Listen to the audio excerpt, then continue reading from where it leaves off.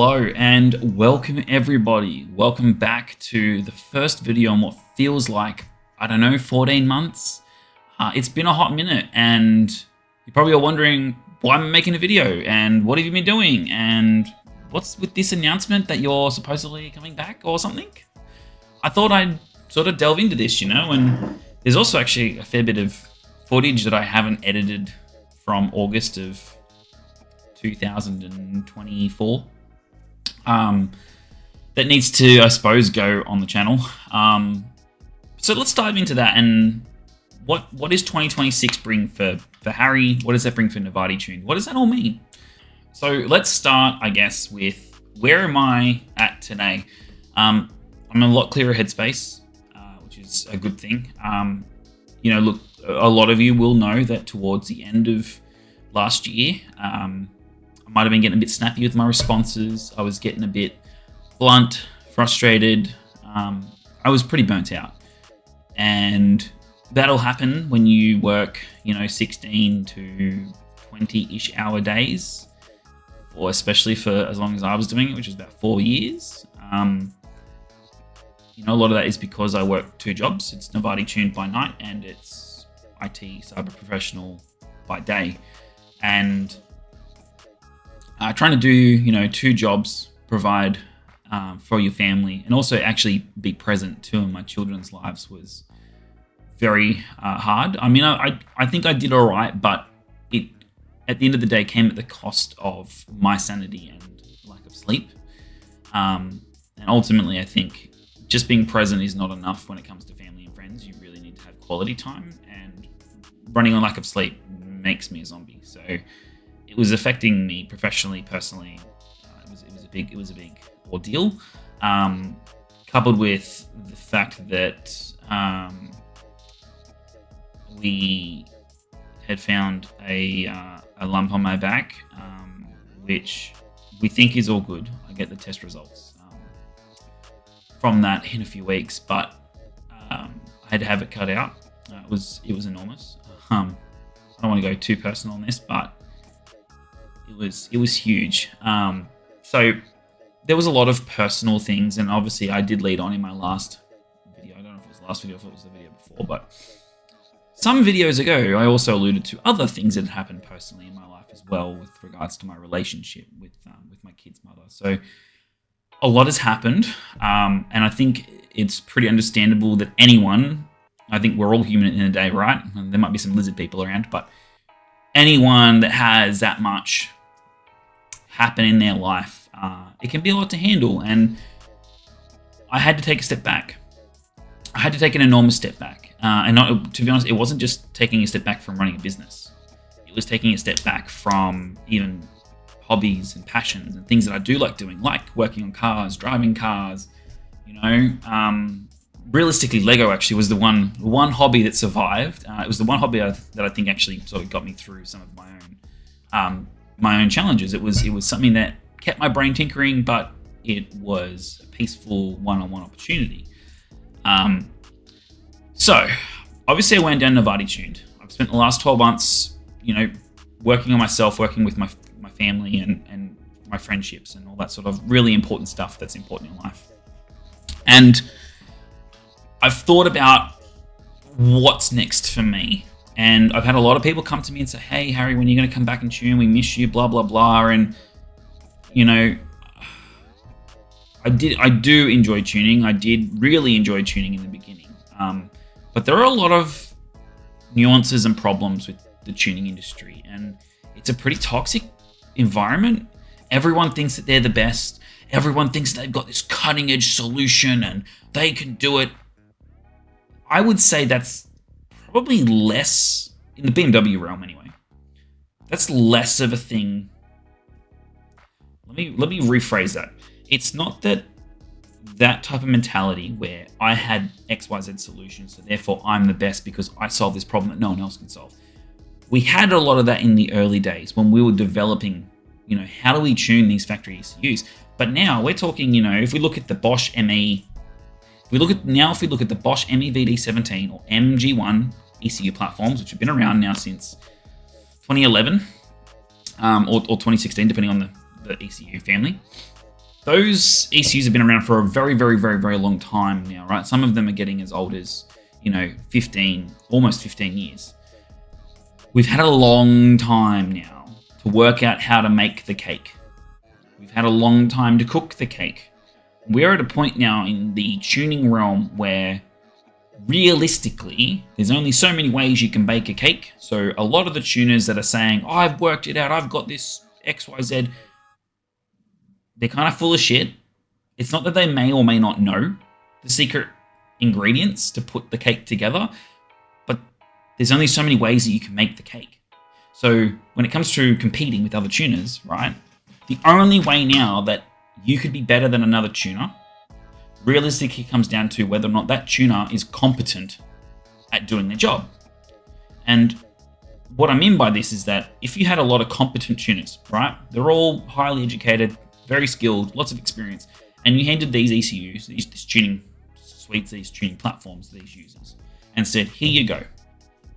What would differentiate those tuners is going to be how well they understand or learn to tune on those ECUs. And they work out all the required ingredients to tune those ECUs. Then you get the other tuners, and those other tuners are going to be those that sort of have a rough idea that you need flour, and you need eggs, and you need milk to make a cake, but they don't really know the right amount of eggs or the right amount of milk or the right amount of flour to put in the mix. So they know loosely the tuning tables to tune, but they don't really know how to tune them. So they maybe look at a file they've acquired somewhere else and gone, well, this tuner's edited these tables, so if I just sort of increase these values, it should just make more power. And it works for most of their basic tunes. And then when you start getting into the real high horsepower builds, it falls apart because that methodology doesn't really work anymore. You get to a sort of a limit where suddenly you need to start looking at other tables that majority of people don't need to edit when they're tuning to really break that threshold of how do you make a car make 1,000 horsepower or 1,500 or whatever it might be, right? How does it run 40 pound of boost? How does it not throttle close? And then you get the special type of unicorns where they really don't give a flying fuck about how to tune. They've loosely seen what tables need to be edited, or they just say, I'm better than everyone else, I'm going to work it out on my own. And they change a bunch of shit and the car works. Maybe it's great at the drag strip, and maybe it's great at the racetrack, or maybe it's terrible. Maybe it drives terrible but goes really well down the drag strip, or maybe it lasts 3 passes on the drag strip. It gets a world record, but then the engine blows up. And then they'll say, look, it's how it is, it's drag racing, you're pushing the components to their extremes. But it's like, well, hang on, actually, if you tuned it right, maybe it would last a bit longer. Maybe the car would drive better. Maybe you could get an even faster time. But some tuners just don't care. So we're at a point now, when it comes to competition, I think from a tuning industry point of view, you really should be basing who you go with off of, do you believe in their brand? Do you believe in those people that run that company? Are the people running that company coming across as genuine as you think they can be? And I mean, in my case, I try and be genuine by putting out transparent information, whether that's YouTube, Discord, social media, or any other platform I can sort of be present on. And I know my presence can always be a problem because I am time poor most of the time. It's a lot better these days, but I have been time poor in the past. I think you should be looking at that now. There has been a lot of social media clout, a lot of Instagram clout, TikTok clout, Facebook, you name it, anything social media. There's a lot of these tuners that think they know what they're doing, and they don't. Now, why am I talking about all this? Because it segues into where I'm going. In the last 12 months, 14 months, whatever it's been, I assumed I would be replaced. I think I had a fairly decent market share of the B48 and N20 tuning space. I think that was realistically because no other tuner really cared for it. They don't make big power, they don't make fast cars, and fast cars sell more sales. They sell more tunes. And frankly, those that are tuning those bigger engines have more money, which means they don't bitch and whine and complain when the car doesn't make 600 horsepower out of a stock turbo B48. Because that just, you can't do that. You feasibly and reasonably can't do that without a lot of money. And a lot of the customers in that market just don't have that level of money to be spending, right? So I think that's probably why I did so well, and it's probably also why no one replaced me. I know that there has been some tuners that have taken on some work, but there hasn't been anything revolutionary. And I know some people are going to point to the Go Race box. I'm going to put this in the giant umbrella, Go Race box. And briefly, STI Mikey. But that all fizzled out in terms of the STI Mikey stuff on that iPOS car. That was all like a 5-minute job, and then that was never touched again. And the Go Race box stuff in itself, I don't know. I've heard mixed opinions. I've seen mixed results. I've seen mixed data. Whatever. End of the day, you want to be a good tuner on this platform. All you need to do is spend time understanding how the logic works, and then try and perfect your craft. And then if you do that, not only will you nail how to tune these cars, but you'll be able to sell tunes and you'll be able to do a good job. Now, why am I saying this? I guess as I looked at all the results that did come out over the last 12 months, and I guess, you know, maybe it's the lack of respect, or I don't know. I saw Go Race Box's 10.49 second post, and that post, you know, I spent a long time building this 4-cylinder community, and whilst I needed a break, you know, I still care. I mean, I care in general, but I still cared, and I saw his post, and it was immediately everything that we know is wrong with the 6-cylinder community. There's a lot of toxicity in that community, not just from the tuning end of it, but even just from the end user side of it. The Facebook groups are most of the time very toxic places to be. There's a few good little pockets, but most of them are pretty horrible. And, you know, he puts that post up, and it's immediately like, couldn't get a BMW tuner to tune this car right, so came to a JDM tuner, and I'm the best in the game, and blah, blah, blah, blah, blah. Like, look, I'm not going to sit here and say that I haven't said that I'm good at what I do, or I'm the best at what I do. Like, I know there has been some commentary that I have made, but the way that that was communicated came across really kind of arrogant, and it's ironic, because I also know that car wasn't always launching properly. I know that there were a lot of issues. Now look, fair enough, any tuner, especially a tuner that's trying to push a car to break world records, we're all going to experience issues. But the amount of issues that I saw that I knew could be very easily fixed had the car been tuned right. And when I say right, I mean you understood how the logic worked in the ECU, you knew what tables to tune and how to tune them properly. I reckon they would have had that time faster. They would have done it weeks earlier, but they hadn't. They then make that post, and then the comments in that post were all toxic. It was STI Mikey versus Go Race Box on some bullshit poo-slinging contest. And I looked at that and was disappointed. And I was disappointed because, like, that's not what I had grown. The 4-cylinder community was, I guess, in most cases, my baby. I raised that from the ashes of whatever it was before I came in, which was kind of shit. It was neglected, put it that way. And I was a bit disappointed, but I went, whatever. You know, not my pig, not my farm. I'm out now. I'm just going to focus on Tuneflow. I'm going to focus on the B2B tuning side of things, and, you know, which I do here and there, right? Because I want to spend more time on myself, my family, blah, blah, blah. But then, I don't know. I haven't heard, I'm still very active. I haven't heard anything. I don't really know who is the go-to tuner now.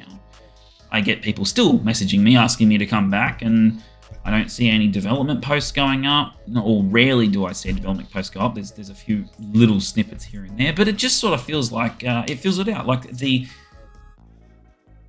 great race has stopped.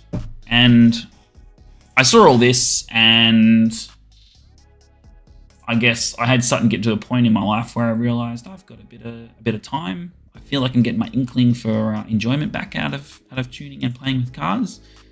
So maybe I can do it. Maybe I come back. But if I come back, I have to do it on different terms. It has to be different from before. I need to learn from some of my own mistakes. And I'd love to share some of my mistakes today with you that I think I've learned from, or at least I've understood what I did wrong. And I'd also like to share some other things too. And I know this is going to be a bit of a long video, so I really apologize that, it could be ending up being a one-on-one, myself and the audience, an hour-long podcast. I hope it's not, but lots happened in 12 months, so try and condense it down. One of the other things that I wanted to focus on when I left doing tuning full-time, and mind you, I still have done some tuning for some friends and some extremely loyal customers over the last 12 months, but I really wanted to focus on Tuneflow development. I spent 7 months, a lot of time, a lot of money, developing version 7 of Tuneflow. It was an enormous task. I had to do a complete redesign of the UI. I attempted to get a lot more polished mobile interface for mobile customers. And I really wanted to present an app that felt a lot more productionized, a proper sellable product. It felt polished. It felt as bug-free as possible. So I revised a lot of the code. Now, I had already spent a lot of time in January of 2025 and the preceding months before that, completely shifting code base to something that was a lot more modern, a lot more efficient. And obviously version 6 came out in January of 2025. What was interesting with that release was, for those of you that don't know, I think it was March 23, I released a version. It might have been version 3 or 4 of Tuneflow. I can't quite remember which one it was. And with that version came a feature called the Tuner Portal. Now, the Tuner Portal is, to be completely honest with you, it's a glorified ticketing system, but it's tweaked and tailored to be, suited to remote tuning. Allows tuners to upload files to a tune request that a customer has requested, and then that customer can download those files. Obviously, there's security baked in there. I know there's a lot of concerns with tuners saying these types of sites are designed to steal tunes. Like I said, there's only so many ways to bake a cake. And at the end of the day, ECUs can be bench read. They're not protected once they're flashed. Doesn't matter what flashing platform you use, they're not protected. People can, if they really wanted to, bench read. Not to mention the fact that if you really cared so much, then you wouldn't even email people tunes. You would be in person to flash these things. And there are some bench flashing tools that will actually encrypt the ECU with a different password so that reading and writing doesn't work. But even then, unless you're going to change the RSA security key that handshakes between the ECU and the flashing program, right? When you do that ENET communication or that CAN communication, unless you're going to change that physical handshake security access key, which no one does, because it then breaks dealer updates if you ever needed to flash back to stock or whatever it might be. It's a real pain in the ass. Not to mention that a lot of companies, would they invest in that? I mean, they might, but we're getting into a whole different ballgame there, right? Either way, I spent a lot of time getting as secure as possible. So data in transit is secured, data at rest is secured. And for those that don't understand terminology, when the file moves from A to B over the internet, it's using an encryption standard, which is TLS 1.2 or 1.3, depending on whatever the latest encryption standard is at the point in time. Currently it's 1.3. And then there's obviously data at rest, which uses I'm not going to tell you the type of encryption, but it uses the latest and greatest encryption that would take any computer on the planet millions of years to decrypt if they really wanted to. So it's secured. And then the argument that, well, it's there to steal files. And yes, if I have control of some of the encryption tools, obviously the VinLock stuff, that's managed by either MG Flash or MHD, right? So I don't have the ability to decrypt that stuff. I really don't have that ability. But you could go, oh, well, what about stealing files from, you set up a custom tool that does the decryption of your own encryption so that you can steal the files. Why would I? What's the point? I already know how to tune the cars. What am I gonna get out of this? On top of that, how do I know which revision out of the hundreds that can go to certain customers is the right one to take? And then on top of that, what's the point? I'm already charging you. I'm getting my money. it's actually more work for me to implement that type of system and then somehow resell those tunes. Like, if that was easier, then I guess I'd do that, but it's not. It's easier for me to just say, hey, I made this app and here's the payment amount. It's 75 Australian dollars a month. If you want access, just pay it. Easy. Done. Anyway, but where am I going with this? I know I got sidetracked. Anyway, bear with me. So I released the tuning portal, and eventually the owner of Bootmod got wind of it. Now, I had been in a private Slack group with Bootmod. I guess it was a private support Slack for their tuner network or whatever.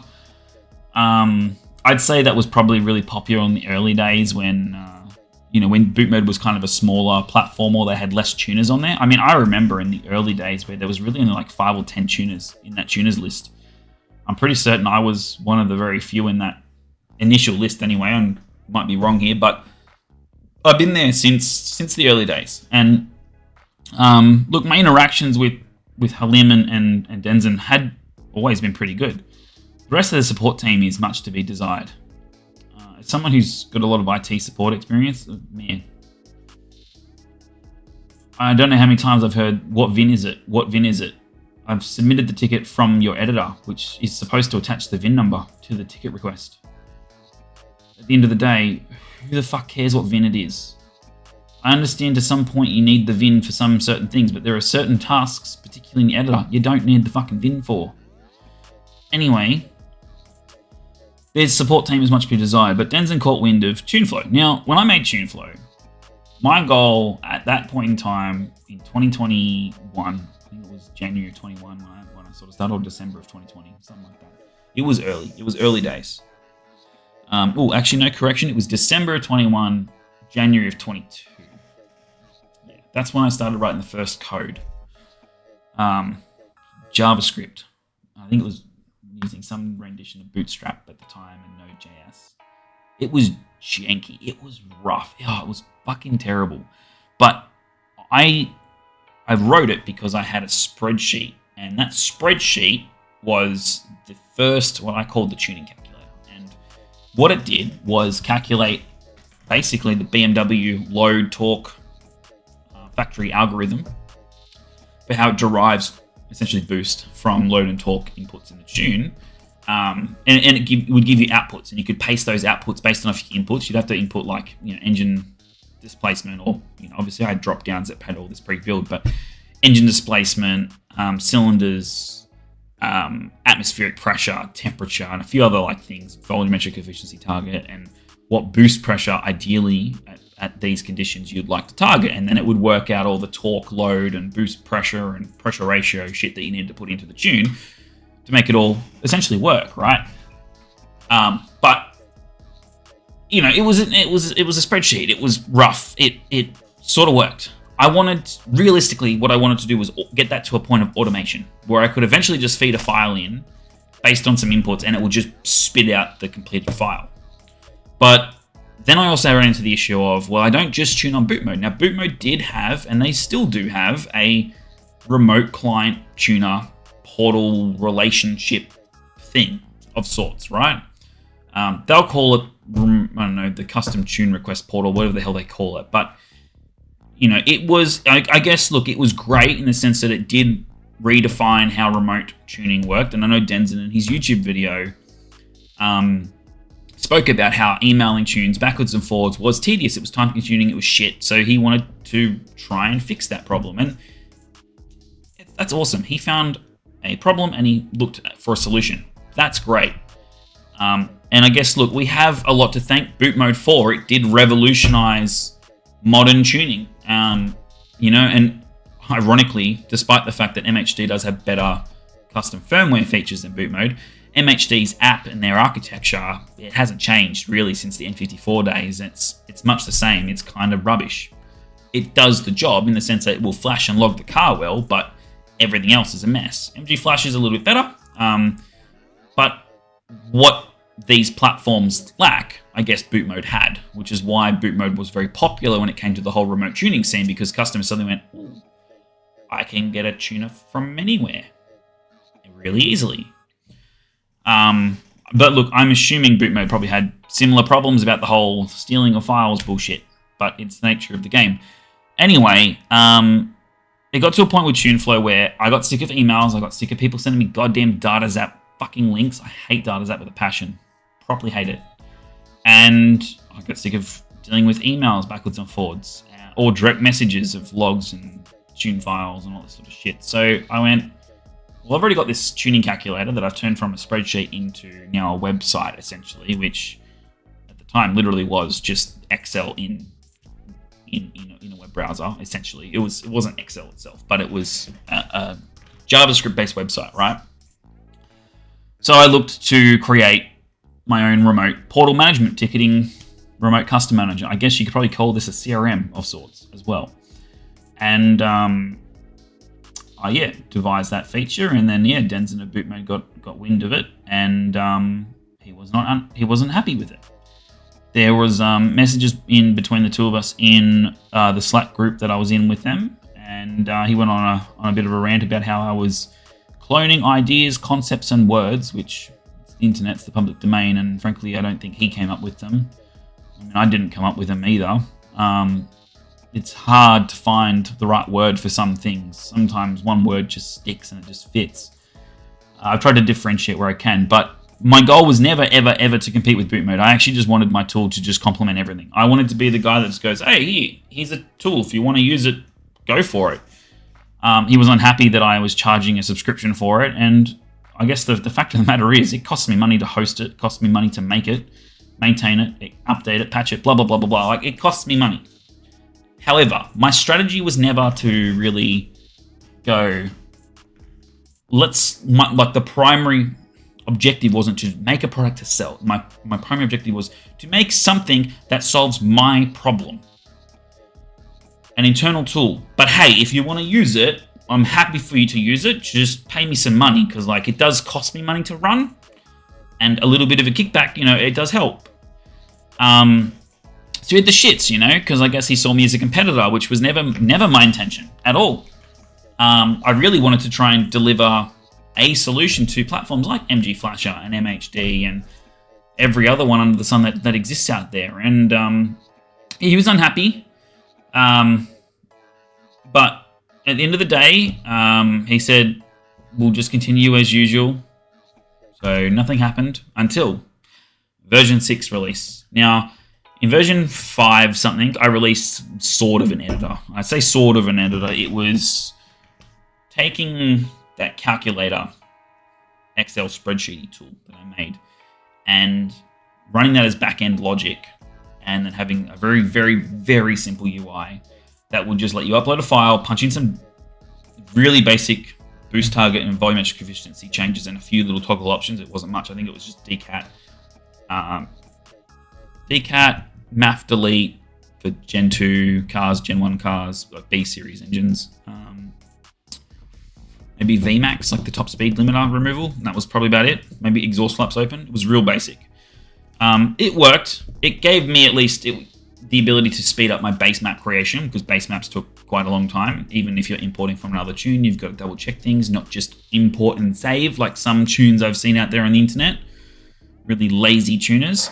So I made that. Now that nothing happened, but version 6 came with a substantial feature add-on to the editor. There was some very basic exposure of tables in a more web editor sort of layout. So similar to StageX, Speedweaver, Bootmod, WinOS, Tuner Pro. I mean, I know Tuner Pro and WinOS are not web-based, but that type of editing-based sort of format or standard, I added in some features, and that was merely because I was trying to move away from using shit like WinOS and Tuner Pro, which are crap applications to use. And I say crap not because they can't do the job, they're just horrible to use. The user experience on those things is shit.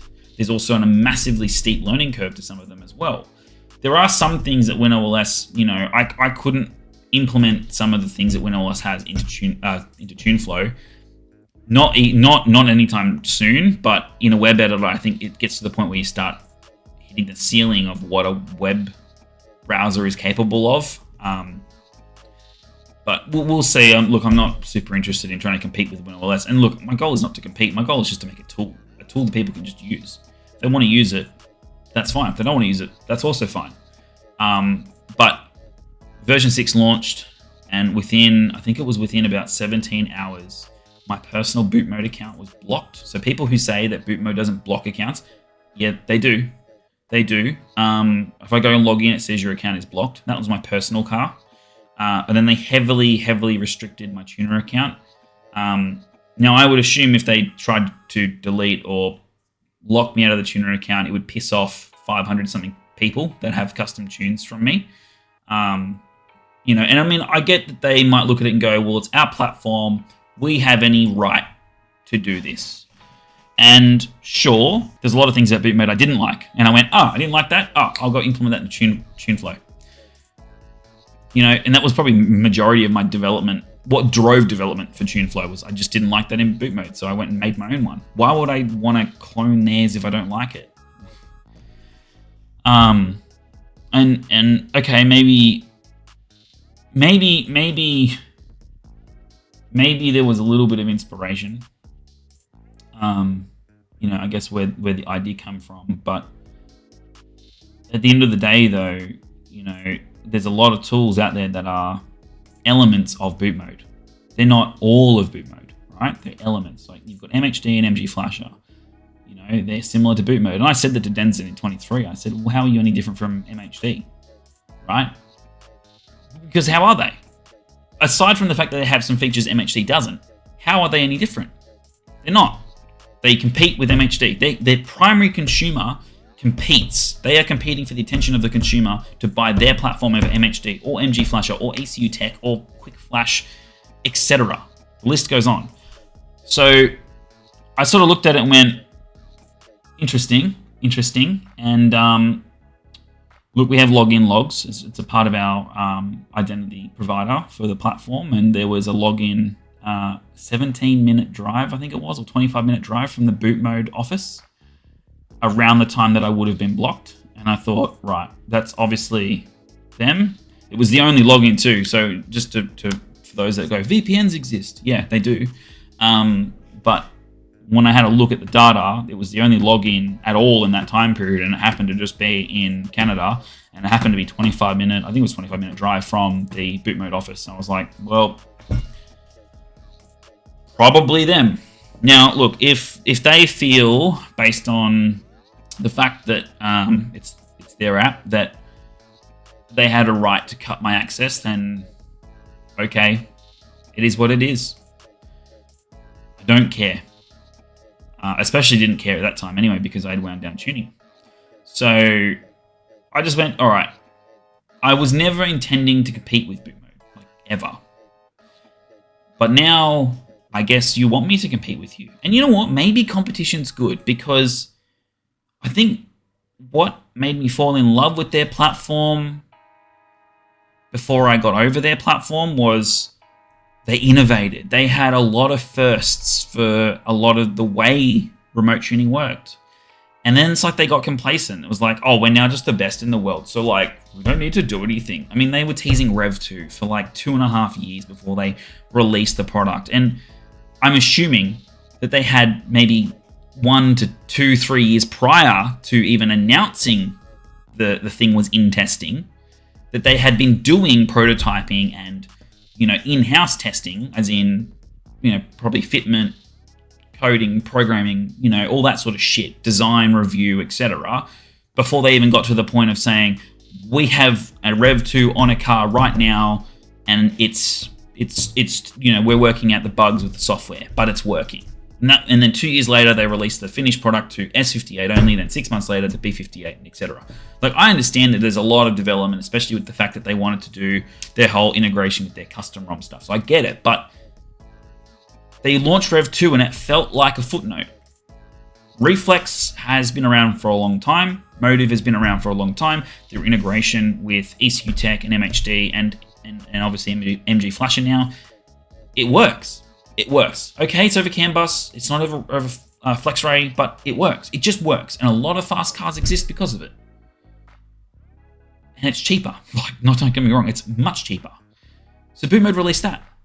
But what have they done? What have they done? Oh, they recently released a installable desktop app with a revamped UI that doesn't do map editing, by the way. So from a tuner point of view, you still got to use the bloody web editor.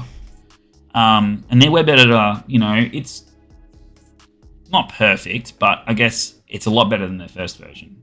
And look, I'm not going to say Tuneflow's perfect either. I know that there has been bugs, but I'm not trying to nitpick about whether or not they do or don't have bugs in their software. I think every software in the planet has a level of problems with it. But we talk about innovation, though. It's really like they slept. All B48 custom ROM is a footnote of the B58 and then S58 development. It's the same with the N55 and the S55 custom ROM. I have had issues specifically on B48s with custom ROM. I've had issues, for example, we were running E85 on a map 2. Map 1 was 93 octane. The car was pulling ignition like crazy on map 2, and I was like, nah, this feels shit. Said to the customer, try a few different fuel stations, didn't work. The thing was pulling timing at like 20 pound a boost, which is basically a stage 2 tune, right, in terms of boost levels. Kept pulling timing. I went, what the fuck is wrong with this car? We go back to 93, it's fine. It's running 20 pound a boost and the same ignition timing. Go to map 2, problematic. So then I went, all right, how about we use a non-custom ROM map and we run E85 on that. The thing worked. We could run 15 degrees of ignition timing, 21, 22 pound of boost, not a problem. It just worked. So I went, right. Then I had issues on another car. It was a similar custom ROM problem. There was issues with map switching not working, or the load limitation logic just didn't work. I could not get the car to go over a certain boost level, no matter what I did. Every other car that I had in a similar setup just worked. I tried comparing files, it just didn't work. And then we get to my car. And I messaged Bootmod support at the time, and they're like, oh, we haven't had this problem before. It's like, but I'm saying it's a problem. So can we look into it? Can we find out what the problem is so we can hopefully fix it so it doesn't happen again, not just for me, but for other people? Oh, but it's fine for us. That was the one thing I fucking hated about Bootmod support. Every fucking time you go to them with a problem, it's like, but it works for us. It's like, yeah, I get it might work for you, but how about the fact acknowledging that it is a problem for me? Let's look into it. Let's fix it. Please? Like, fuck. Look, I understand that sort of response as a developer of a software myself when I say, yeah, it does work for me. However, if you change your messaging to, it does work for us, however, let's look into this and let's try and find the problem for you, then maybe, just maybe, you make a better software. You make a better experience. Anyway, I don't want to get into turn this into a Bootmod slinging match, but they banned my account. And I guess that means I'm an enemy, I'm a competitor of them. I don't fucking know. But I made Tuneflow version 7, which has a fully fledged editor, so I guess I'm competing with them now or something. Like, I care. I'm just making stuff because I enjoy making it. It's fucking money, income is... Look, don't get me wrong, I like money, but it's a secondary to how Tuneflow works. It's secondary. I'm not going to make it for free because it does cost me electricity and internet, and not to mention the time I spend to make updates, you know? It doesn't matter if I'm coding it myself or I'm outsourcing it to a developer or I'm leveraging AI or whatever it fucking might be. All of this shit costs money. So I've got to charge for it. And I think, to be honest, I'm charging a pretty fair amount. I have seen some people complain. It's like, oh, it's a bit expensive. It's like, you know what? Honestly, go look at other platforms. Speedweaver, it's now 15 euro a month. It launched at 150. But that platform is dead. There's no support. The support team doesn't respond to you. They haven't added anything, any new vehicle support, any new ECU support in like 3 or 4 fucking years, right? The editor is very laggy, very limited. It does the job for very nuanced things, but it's rough. Stage X, that's like 100 plus something euros a month. It is actively being worked on though, and it seems to be an alright editor. But that's expensive. WinOS upfront cost anywhere between 1,000 to 2,000 Australian dollars. I think I paid 800 euros for my first license, and second licenses are they're cheaper. But that's just the tuning program, right? I know Tuner Pro is free, but then what people don't realize is the tuning programs themselves might be free or cheap or whatever it is, but the tuning program is one aspect. You need a definition file. The definition file is the other piece of the puzzle. A definition file is like Google Maps. right? If you think of Google Maps is a map for Earth, a digital map for Earth. Earth is the tuning file. Google Maps is the definition file, right? It tells you where you need to go in that file to edit an address, right? Let's say you want to paint the house at 13 Wallaby Way, Sydney, right? Google Maps will tell you how to get there. It'll tell you what it looks like, if you look at the street view or whatever, it tells you all that. A definition file does the same thing pretty much. It looks up the hexadecimal address, or it knows the hexadecimal address location for a particular tuning table, and it will convert it from hexadecimal to decimal and vice versa, right? I mean, that in itself it's a definition, so the program does all of the actual hard work, but it uses this definition file as a reference point when it's editing a binary file, which is a tune file. So how do you acquire these? Well, they're hard. They're actually really hard to come by. And I don't think this is really discussed in the tuning world, probably because people don't like talking about how they get this shit, but they're extremely, extremely hard to come by, especially if you want a completed one for an entire ECU, and they're extremely expensive to come by. And I know some people are going to see and be like, but MHD has some free ones in their GitHub repo. Yeah, they're kind of shit. And what I mean by that is that they're not super complete, so they don't cover all the tables you really want to be editing in a tune, so they will help you make really basic tunes, but they really won't make super sophisticated tunes. I mean, they don't even have RPM tables exposed in that fucking definition file, so you can't use it to change the RPM limiter, which ironically is I would consider that a basic tuning thing to do, right? They just don't expose that shit. Now, MG Flusher recently has come out with some definition files, and I've helped give them a list of other things that I'd like to see in their definition, which version 7.3.3. Kudos to MG Flusher's team. They released the definition files with the extra tables that I had requested. So now, if you leverage the MG Flusher ones, and there is a little bit of cross-pollination between MHD and MG Flusher. Again, we're only talking B series motors and S58 and the latest S63. Or N63 or whatever, but look, you can now create pretty complete, pretty sophisticated tunes from those MG Flusher definition files. It's not as good as the OE style definitions, but it's pretty good. MHD could probably learn something, but end of the day though, definition files are hard to come by, particularly when we're talking about software versions that maybe these platforms don't support out of the box.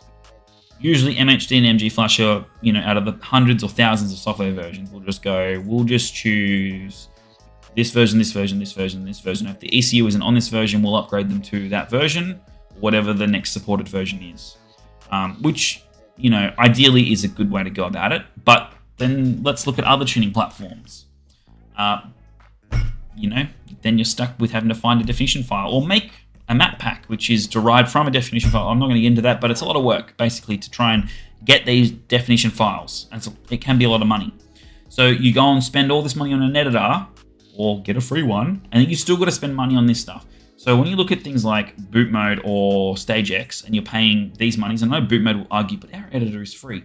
Yeah, your editor is free, and that's great, except you're a locked ecosystem. So tuners can only tune cars that have a customer on the other end that has Boot Mode, and they are the paying customer.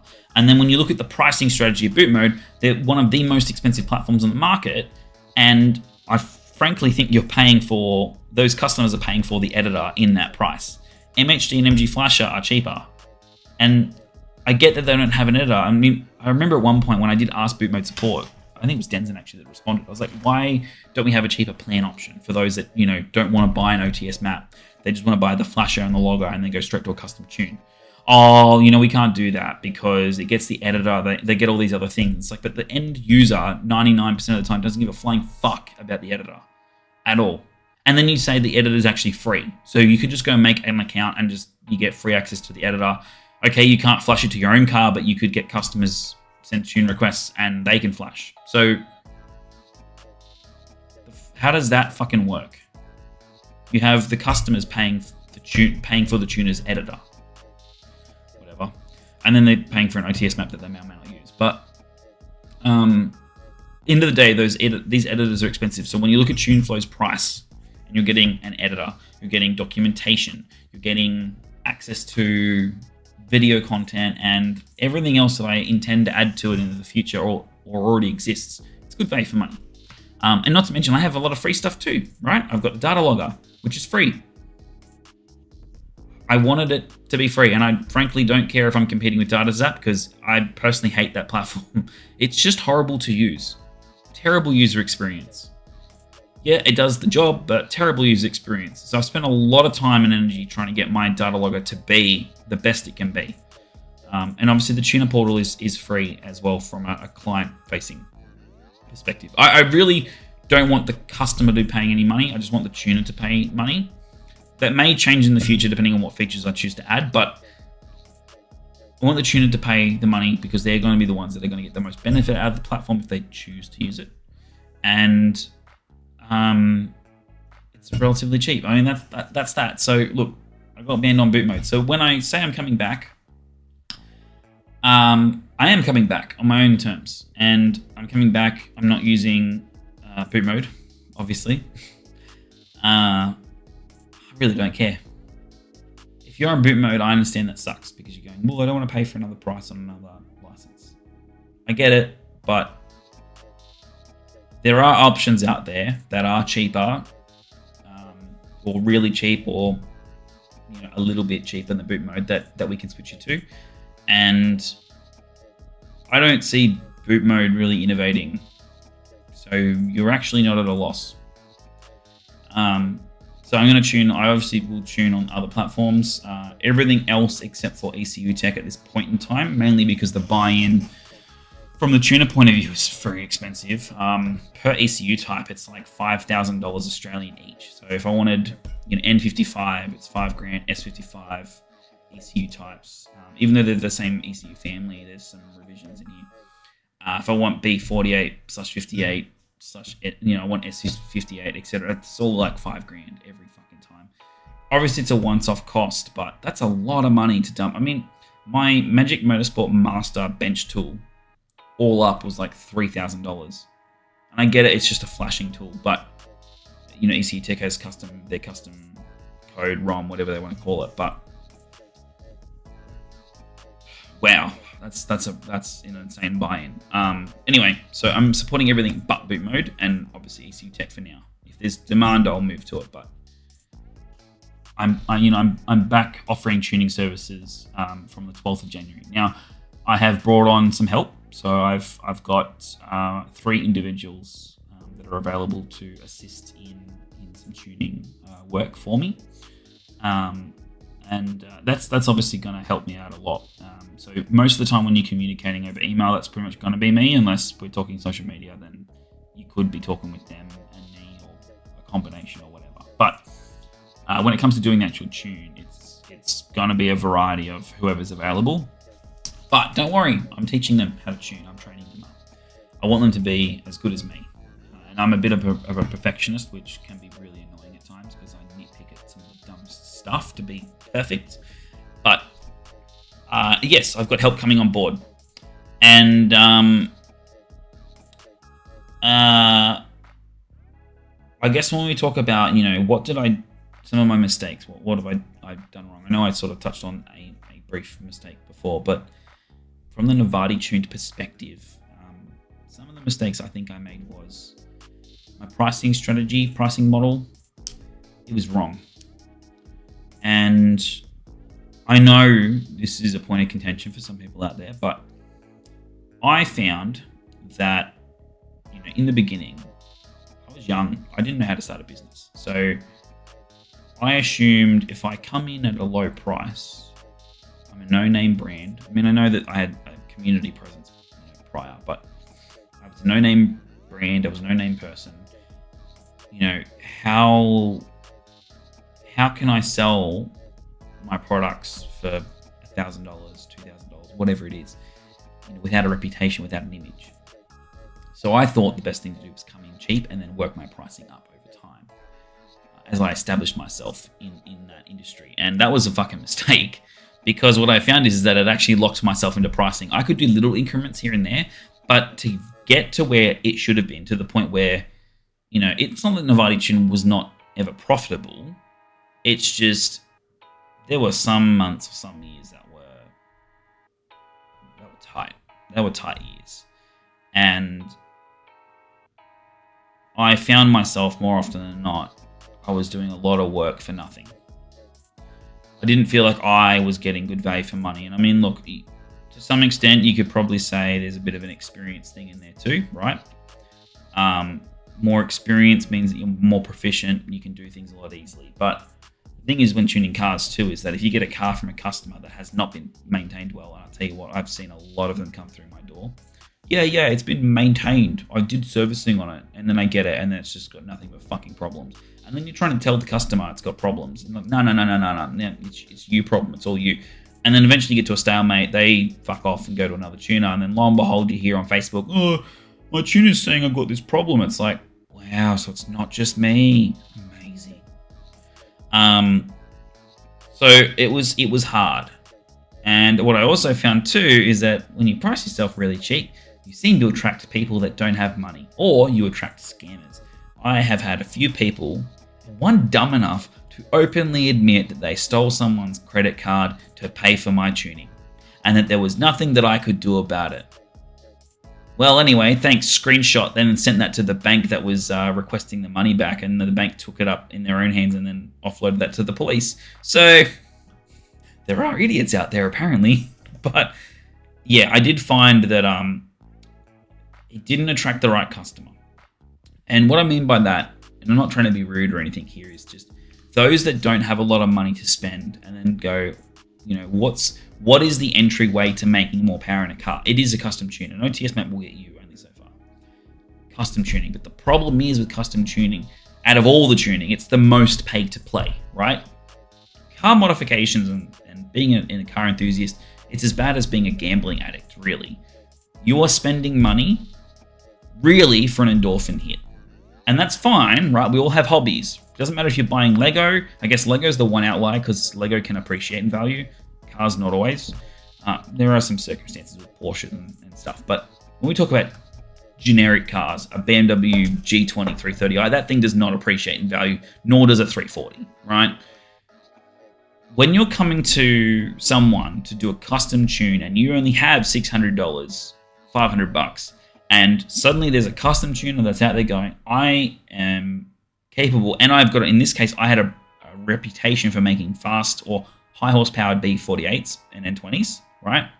They go, well, he's obviously the right person to go to. He seems really knowledgeable. He's got a great community, blah, blah, blah, blah, blah.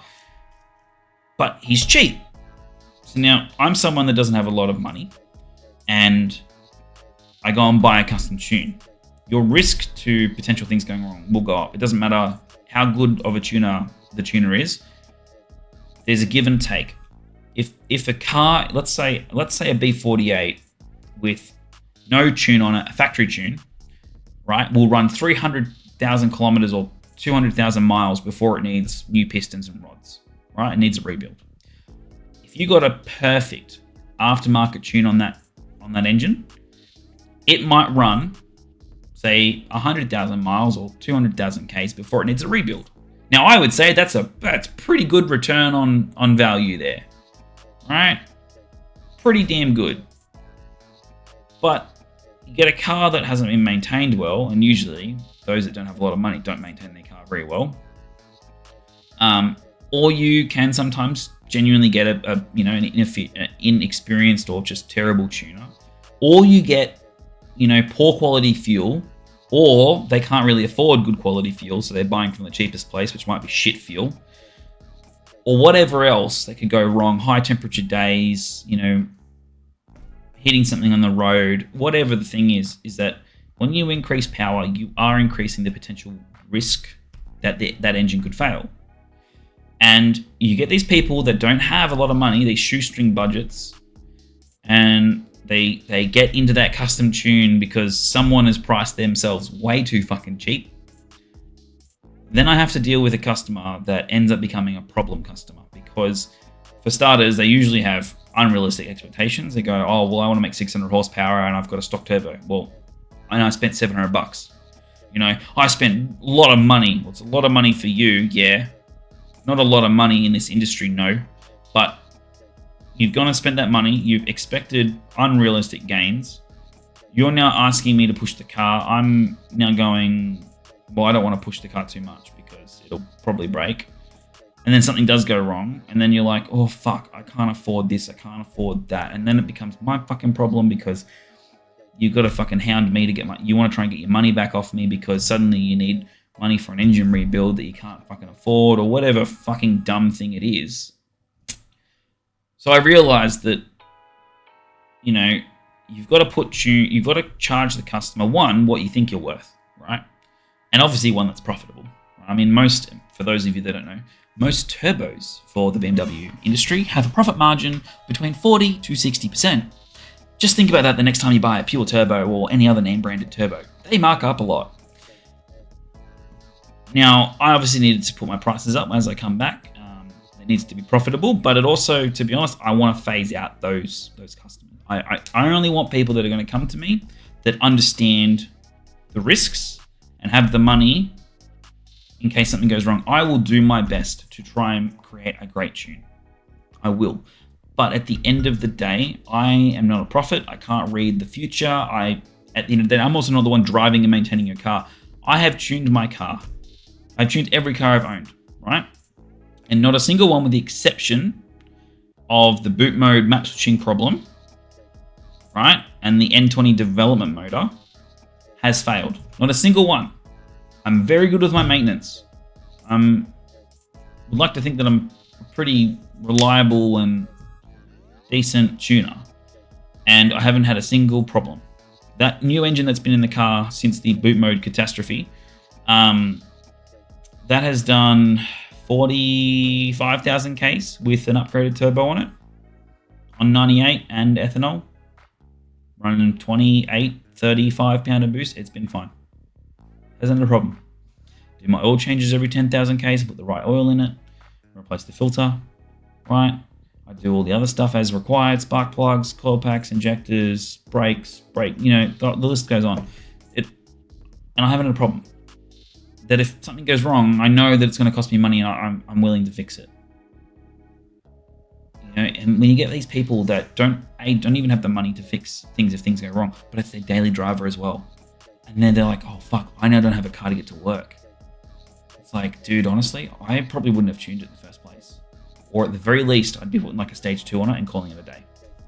Those OTS maps are called off the shelf for a reason. It's a one size fit all, and they usually tune it for the worst likely car that rolls into the shop. The one that has fucking shit maintenance, runs shit fuel, you know, for that grade of fuel.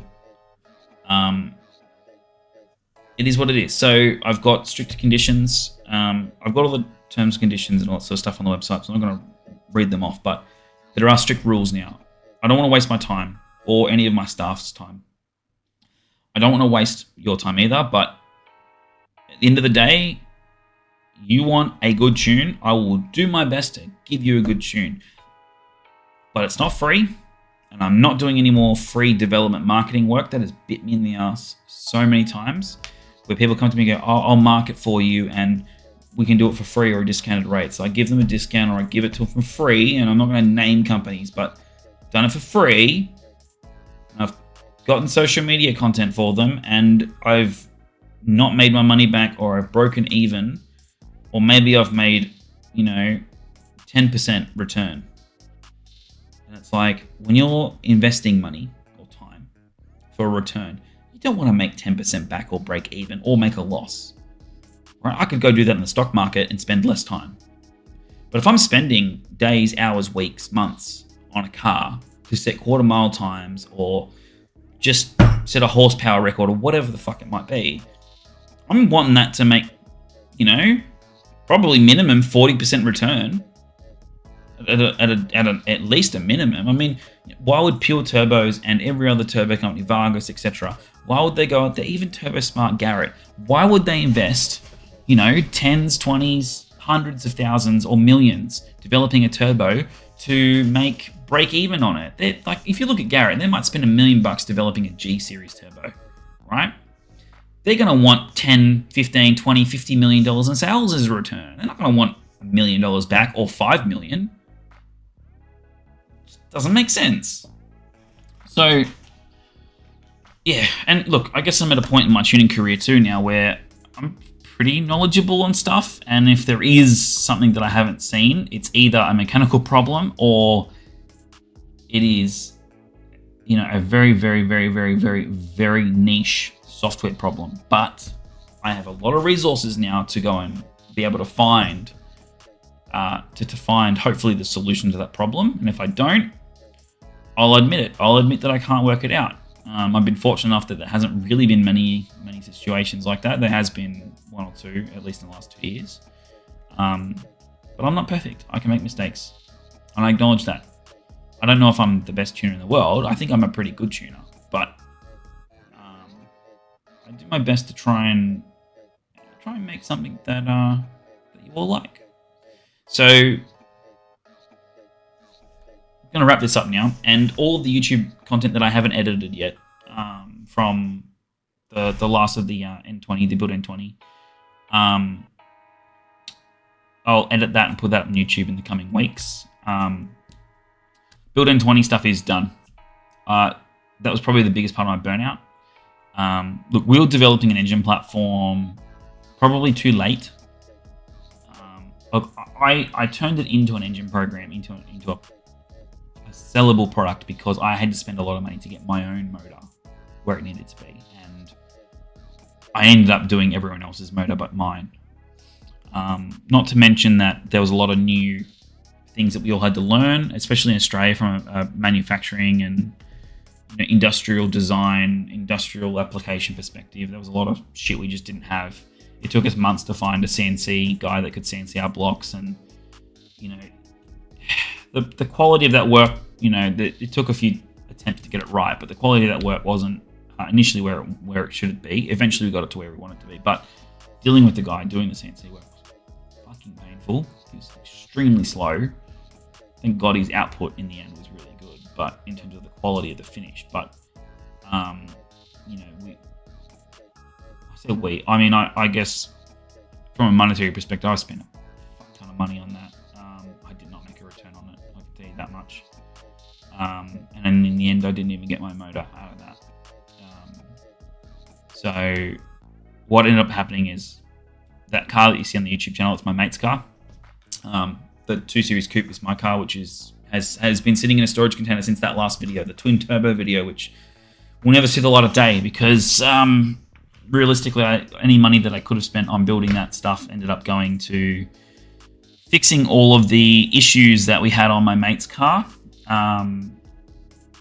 Look, every other customer that bought a motor benefited from the mistakes we made on my mate's car because we rectified those before we developed anything. And we did end up having an engine that ran really, really well. Unfortunately, we had a turbo on it that was just too fucking small for the application. But we had an engine that ran really, really well in the end. I was impressed. I was surprised and happy and everything else when we finally got it right. But it was hard. And once I had the engine right, it then took me time to then actually get it to where it needed to be in terms of on the car and tuned and all that sort of shit. And I got to the point where I just went, fuck this. So my mate was pretty done with it too. So I said to my mate in August of 24, I said, I'll buy the car off you. So I bought the car. I put a stock motor in it. I sold the car. And I've got the built motor still. But I don't know. Look, it does need a little bit of work doing to it because unfortunately being the development motor, there are a few things on it that aren't quite right. So I'm probably just going to strip it for parts and just sell off what I can sell off. I already have been selling off some stuff actually in the last 12 months. It's a shame because I spent a lot of time, and a lot of you may or may not know, but I designed those dart and sleeves. That's all me. It wasn't someone else. I sat in CAD, I designed it, I 3D printed all of the samples, we test fitted all Dutton did was manufacture and machine them for us. And Dutton has a required spec that they have to be designed to, and there are certain trademarked design patents that Dutton require you to have on the sleeves that they produce, which is fine. And John and the team at Dutton, they were fabulous people to work with. Absolutely fabulous people. Lovely to talk to on the phone. Just really, really, really smart and nice people. So it is a shame because I was very proud of those sleeves. To make a part that goes on something that I guess you get to use. So in this case, a car. But to get something that goes inside an engine that can withstand 40 plus pounder boost and it works, that's impressive. It's an impressive engineering feat, particularly for someone who didn't really have a lot of industrial design experience. I had to teach myself, and it was awesome. It was awesome. It's just a shame that I guess I personally didn't get to experience the reward of my labor on that. Others will with some of the engines we've shipped off, obviously, but it is what it is. So I'm moving on from the N20s. I'll still tune them, but I'm just done with the build motor stuff. The stress of it's not worth it. And Australia, to be honest, Australia does not have the manufacturing or the industry really for it. It's fighting what we would say in Australia, fighting tooth and nail to get an outcome, especially in a reasonable time frame. It's ridiculous. And I'm not going to go and spend the money to go and start my own shop and do, buy CNC machines and bore and hone machines and everything else that needs to go with it. So that's where that is. Anyway, hopefully I haven't bored you to death. I'm hoping I've given you a bit of an update. And Happy New Year. I hope 2026 is great for everyone. And I'll catch you around. There's probably going to be more videos.